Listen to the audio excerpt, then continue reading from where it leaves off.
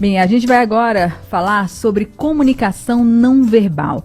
Vai ter a mestre em comportamento não verbal, a Kátia Kubo. Ela vai dar uma palestra para advogados e a gente vai aproveitar hoje para dar algumas dicas para você também, ouvinte, que por um acaso se trabalha com público, trabalha com vendas, quer saber mais como mandar uma mensagem de forma mais efetiva. A Kátia vai estar com a gente agora, dando todas essas dicas e orientações. Tudo bem, Kátia? Boa tarde.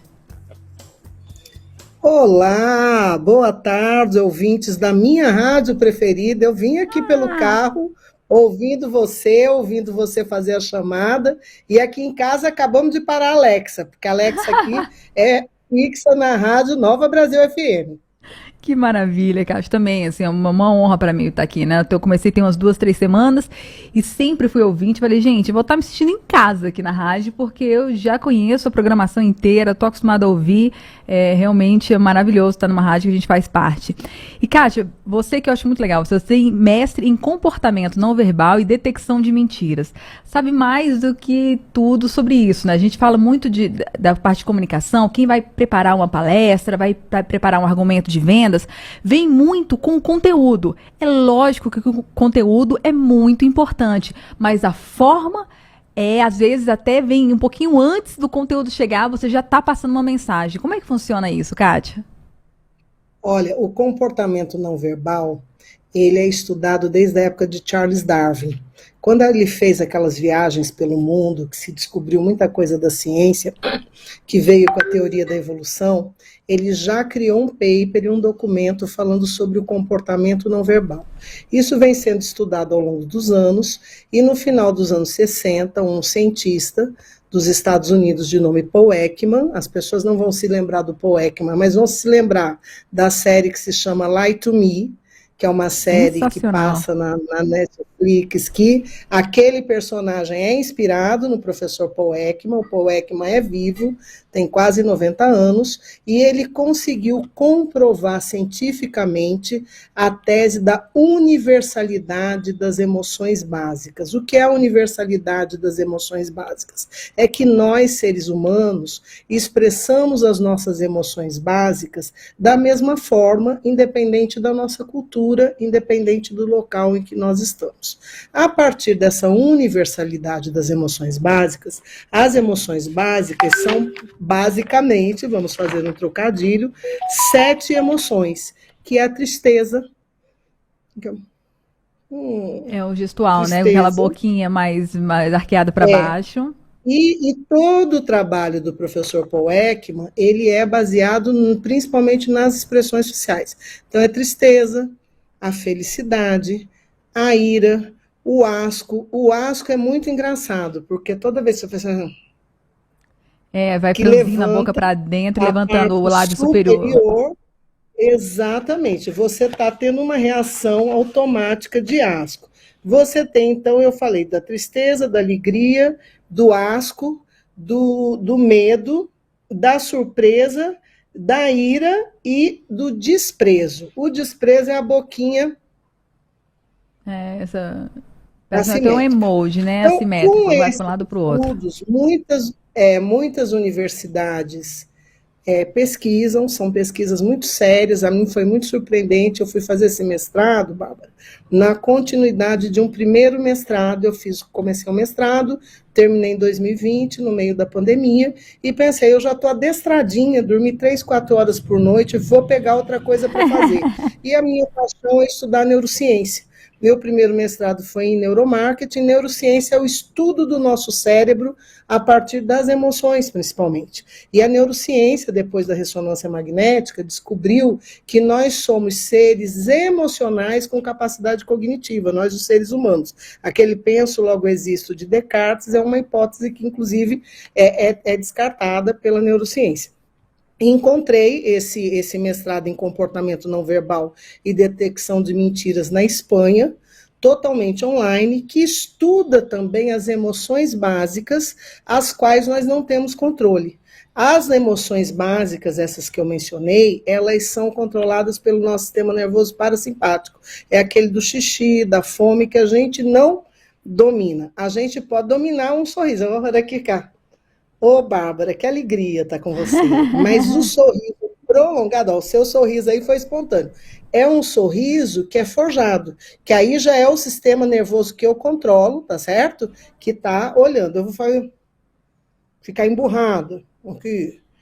O medo, quando você leva um susto, é muito instantâneo. Então, a partir disso, o comportamento não verbal foi mapear essas emoções básicas e suas expressões, e hoje se usa o estudo de comportamento verbal para muitas coisas.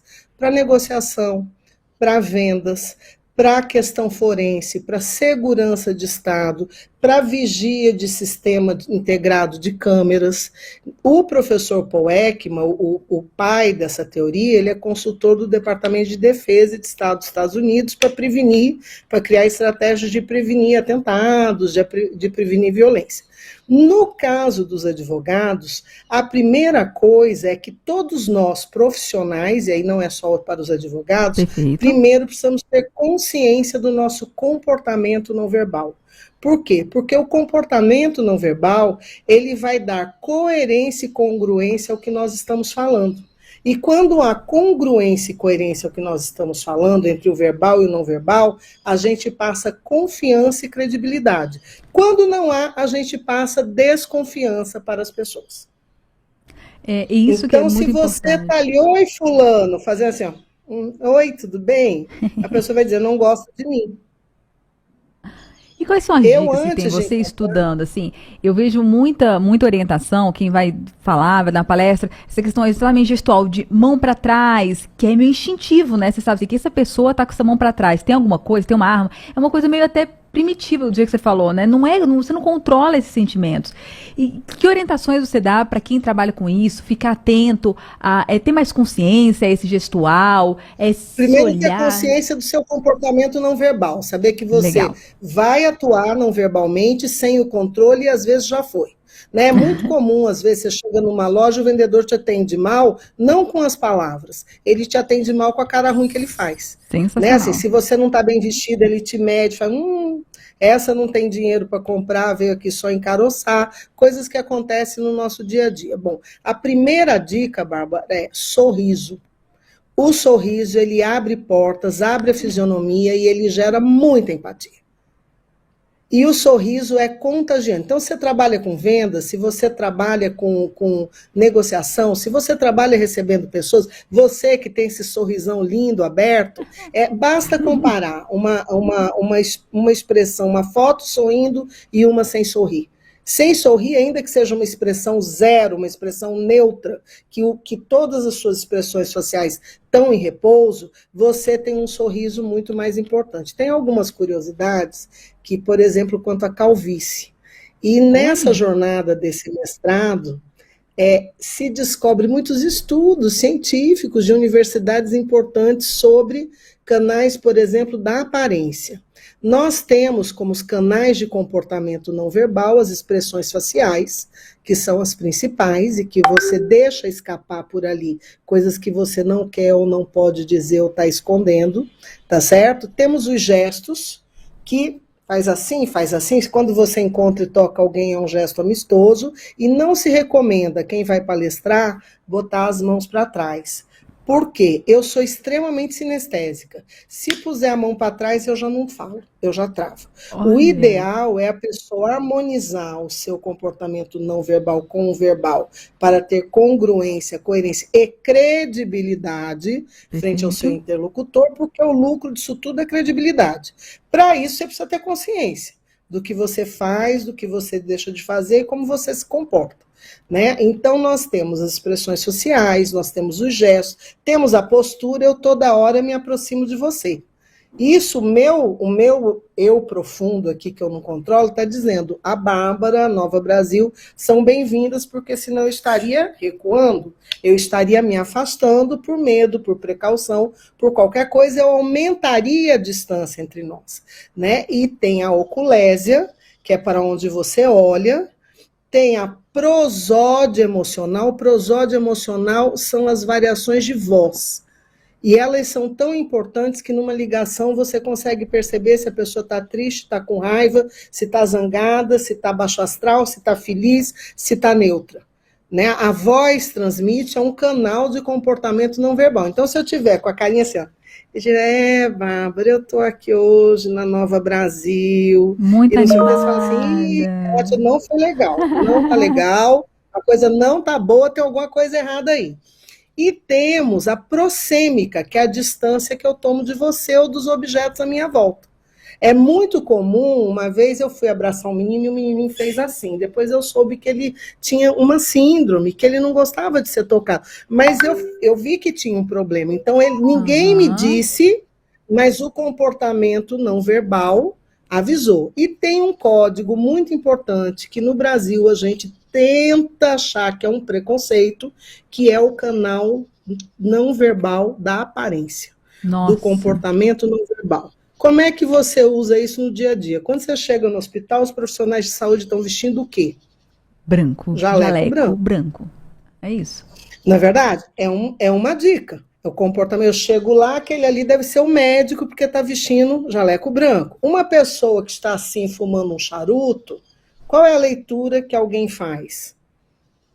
Num tribunal, como vão os advogados? São os sinais de comportamento não Sim, verbal. sim. E aí tem estudos muito interessantes. Por exemplo, tem um estudo que fala do uso de capuz. Em vários países, a pessoa que está usando capuz na rua, ela gera medo e desconfiança. Olha Se só. vem atrás de você alguém de capuz, não. No Canadá não gera. No Porque Canadá não tem isso, frio. porque lá é tão frio que usar capuz não é, e não tem violência.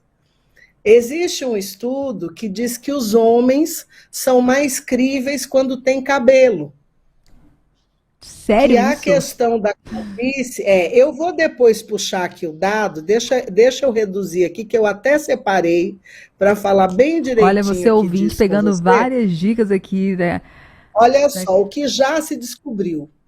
Para 92% de um universo de pessoas entrevistadas, e foi feito num ambiente acadêmico, a perda de cabelos interfere negativamente na aparência dos homens, porque envelhece, reduz o atrativo e prejudica a imagem. E para 47%, homens sem cabelo parecem menos confiáveis. Essa é uma pesquisa de 2003 de um cientista chamado Bonilha Gutierrez. Nos esportes, quando as pessoas se vestem de maneira similar, é uma pesquisa de 1977, os praticantes de esporte interagem mais e conversam mais com quem está vestido parecido com ele. E professores, em 1994, numa pesquisa de Belling, classificaram alunos com uniformes como mais disciplinados, competentes e inteligentes, Bárbara. São vários viés que a gente tem, né? Assim, entender o viés que a gente tem e que vem muitas vezes exatamente como você falou, não é nem consciente, é bem primitivo, né? Nós somos seres tribais, não adianta, a gente tem a nossa tribo, e a gente fica tentando identificar para assim, com essa pessoa eu tenho que ter um pé atrás, porque ele não é dos meus. Eu acho muito curioso isso, que a pediatra do meu bebê, eu tenho um bebê de 7 meses, ela falou que um dos marcos mais importantes de desenvolvimento, ela perguntou, ele já sabe identificar quem é dos deles? Quem é dos seus? Aí eu, como assim? Ele, não, porque esse é um marco que vem antes de completar um ano. É o bebê entender, essa aqui é da minha tribo, isso aqui não é, ele ficar sorrindo para quem é da tribo dele e demonstrar uma certa assim, opa, não vou ficar sorrindo para essa pessoa não, que eu não sei se ela é dos meus. E isso antes de um ano de idade, a gente já carrega isso. E carrega muito o que a nossa Tem cultura dois trouxe. estudos Tem dois estudos muito interessantes, um feito por pediatras, de como o comportamento não verbal de crianças ajuda no trabalho médico. Olha, Porque uma coisa é a mãe falar, outra coisa, o que acontece? Quando você toca um lugar que está doendo e a criança não sabe falar, ela vai. que Então, ela tem ali um gesto, uma postura e uma emissão de tom de voz, uma emissão de prosódia, uma prosódia emocional, que ajuda o pediatra a avaliar pelo comportamento não verbal a extensão. E tem um outro estudo, que é um estudo muito interessante, que fala do choro do bebê e das expressões faciais. Quando o bebê nossa. está fazendo birra, quando o bebê. E esse estudo já pega os bebês no ventre materno. Uhum. Faz aquelas ultrassons. Então, assim, é um conhecimento fascinante. Hoje eu testei, fiz uma brincadeira aqui, com o uso de inteligência artificial para montar palestra. É um programa que você acessa, é gratuito, você dá o tema da palestra e o estilo da sua apresentação, e eles fazem tudo por você. Só que como o chat GPT é muito superficial e as informações não têm aquela fidedignidade de um pesquisador. Mas foi muito engraçado, porque veio assim o texto, a linguagem secreta do comportamento não verbal. Quem domina, ainda que intuitivo, que tem que ter consciência, então a primeira coisa que eu recomendo a quem está nos ouvindo, amigo ouvinte, meu colega de ouvir a Rádio Nova Brasil, por favor, se aproprie do seu comportamento não verbal. Por quê? Porque pelo seu comportamento, ao você ter consciência que você tem 7 canais de comportamento não verbal e que, segundo um cientista de nome Merab, apenas 7%, gente, olha que coisa importante, apenas 7% da percepção que a gente gera da nossa comunicação é verbal. O resto é tudo não verbal. A prosódia emocional é muito importante e os demais canais formam os 100%. Então, gente, nós temos comportamento não verbal em nós. O nosso sistema nervoso que nos comanda, não é a gente que comanda. Tenta se apropriar para que você passe coerência entre o seu comportamento não verbal e o que você fala, e com isso você consiga persuadir as pessoas, juntar o seu não verbal com o seu verbal para melhorar os seus argumentos, não ser pego em mentiras. O comportamento não verbal é um elemento fundamental na detecção de mentiras, e existe toda uma linha que isso é um assunto que a gente pode conversar. Eu acho que a gente tem que voltar, Kátia, tem que voltar, porque isso aqui dá pano para manga, assim, e é muito importante para todo mundo, desde do vendedor ali que está numa loja, alguém que você quer conquistar, ou até isso, assim, não precisa nem ser profissional, a forma de você conquistar uma pessoa também num relacionamento, até como você vai dar a palestra hoje para os advogados, todo mundo precisa ter mais claro para ter uma forma mais eficaz de transmitir e evitar ruídos. Você falou, né, que é só 7% a comunicação verbal. Eu lembro daquele filme, O Discurso do Rei, que o rei George, ele tá com a filhinha dele e tá assistindo um vídeo do Hitler, e ele era gago, né, era o rei gago, e ele tentava de qualquer forma melhorar a comunicação dele. E aí a filhinha dele estava vendo junto com o rei George um vídeo do Hitler falando lá, e ele era um bom comunicador, né, assim, fez atrocidades, barbaridades, terrível, mas ele conseguiu isso por meio de uma comunicação eficiente. E aí a filhinha dele do rei pergunta, mas o que ele está falando? Aí o rei responde, eu não sei, mas sei que é importante. Assim, ele não estava conseguindo nem entender, porque era outra língua, mas ele sabia que alguma coisa ali era importante pelo gestual, pelo tom de voz que ele estava. E principalmente pela comunicação emocional. A gente só tem êxito na nossa comunicação se a gente tocar a emoção de quem nos ouve. Por isso, todo esse aparato de você falar com ênfase, de você demonstrar que aquilo tem uma realidade. Maravilha. Kátia, espero ter você aqui outras vezes para a gente conversar mais sobre isso. A gente escolhe um desses nichos aí, como detecção de mentiras, rende muita curiosidade e aprimora aí a comunicação dos nossos ouvintes. Só dá uma dica, assim, quem quiser saber mais sobre o seu trabalho, qual é a melhor forma de te encontrar?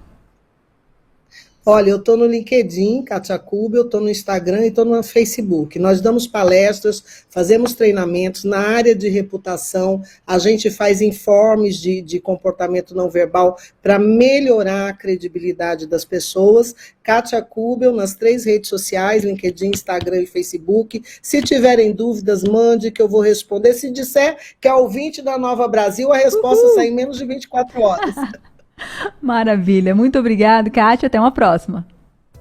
Obrigada pelo espaço, um beijo, ouvintes, tchau.